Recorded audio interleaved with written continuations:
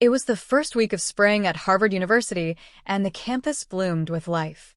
Among the lush ivy-covered walls and ancient classrooms, students moved like streams of ambition and anxiety. But amidst the energy and laughter, one soul sat still: Ethan Carter. Ethan wasn't always like this. A year ago, he was the heartbeat of Harvard's psychology department, confident, witty, and charming. But things changed when he fell for Natalie Brooks, the most admired girl in their batch. What started as a fairy tale soon turned into a story of betrayal. Natalie cheated on him with someone else, then spread lies to make Ethan look like the villain. Everyone believed her. And Ethan? He stopped trying. He began to skip social gatherings, barely spoke in class, and wore silence like a shield. No one asked, no one cared, except one person: Professor Olivia Grant. Olivia had noticed Ethan's change. She was a woman of depth, someone who believed that behind every silent student was a screaming truth. She watched him sit quietly at the back of her lectures, eyes sunken, heart clearly broken. One morning after class, she called him. "Mr. Carter, stay a moment," she said. Ethan froze. He hadn't spoken more than 10 words in the last few weeks. As the room cleared, he hesitated and then walked toward her desk. "I've seen potential die before," she said, eyes locked on him. "But you're choosing to bury it alive." Ethan looked down.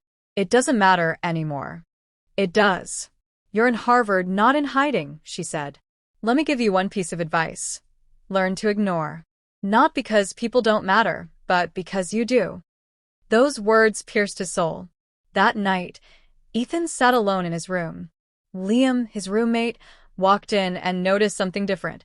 Ethan was cleaning his desk. "You okay?" Liam asked. "No," Ethan said honestly, "but I will be." The next few weeks were like watching a broken statue come back to life. Ethan started attending classes with focus. He worked on assignments with precision. He stopped looking at Natalie, stopped reacting to her taunts. Slowly, he learned to ignore, and people started noticing. The more he ignored the drama, the more attention he got. Natalie, who once gloated about ruining him, began to feel the shift. Her power was fading. Ethan's silence became strength, and his eyes no longer sought validation. Professor Olivia smiled silently as she watched Ethan rise, just as she knew he would.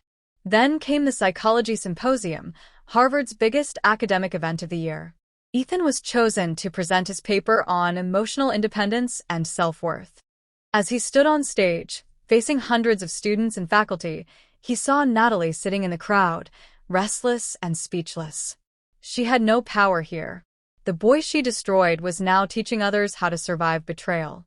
"Sometimes," Ethan began, "we confuse silence with weakness.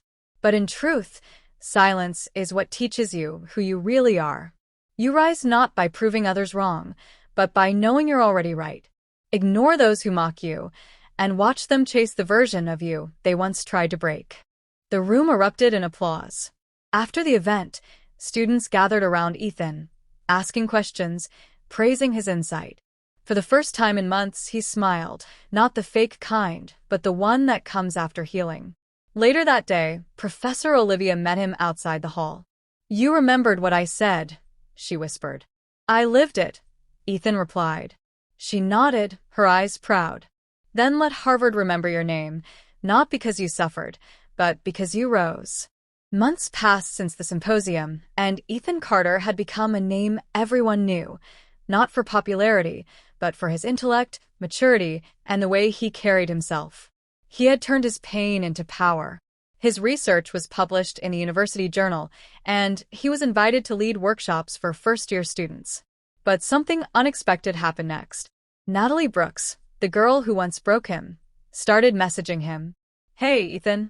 Just wondering if we could talk sometime." Ethan read it and smiled. Not out of hope, but out of closure. He didn't reply. The next day in the campus cafe, Natalie walked up to him. "Ethan, can we talk for 5 minutes?" He looked at her calmly. "About what?"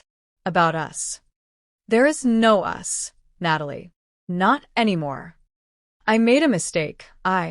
You didn't make a mistake. You made a choice. The only mistake was me trusting it. Natalie's eyes welled up, but Ethan's face remained neutral.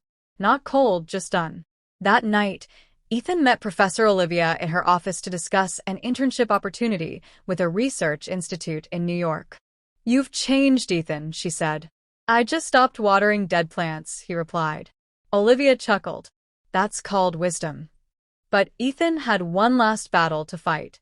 A group of students led by Natalie had been spreading rumors again, saying Ethan's success came from favoritism from Professor Olivia. The whispers got louder. Meetings were held. Ethan was even called for questioning by the academic panel. He didn't panic. He walked into the hearing room, calm and prepared. When asked about his relationship with Professor Olivia, he replied, "I respect her as a mentor. And she believed in me when no one else did. If that's a crime, I'm guilty of gratitude." The panel was moved. They found no evidence of misconduct, and the issue was closed.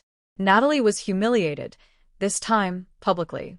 And yet, Ethan never once raised his voice. He didn't attack her.